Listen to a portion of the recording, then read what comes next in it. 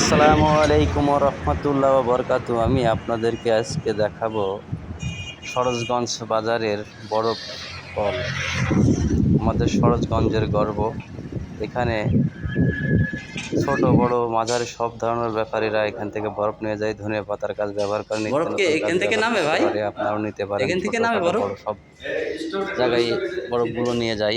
এটা হলো store room, আমি আপনাদেরকে দেখানোর চেষ্টা করছি।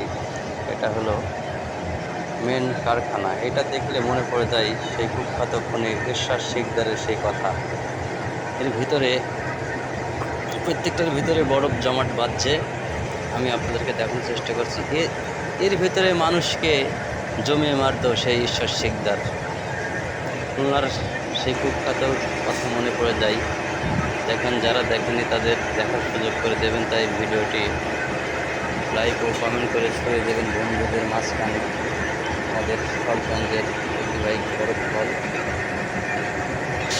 নিয়মিত ভিডিও পেতে আমার পেজটাকে ফলো করবেন, সাথে থাকার চেষ্টা করবেন। এখানে অনেক ধরনের মানুষ আসে বরফ কেনার জন্য। তাই যাদের বরফ লাগবে তারা বরফ করে যোগাযোগ করবেন, এসে বরফ নিয়ে যাবেন। সবাই ভালো থাকবেন, দেখা হবে নতুন কোনো ভিডিও নিয়ে। আসসালামু আলাইকুম ওয়া রাহমাতুল্লাহ ওয়া বারাকাতুহু।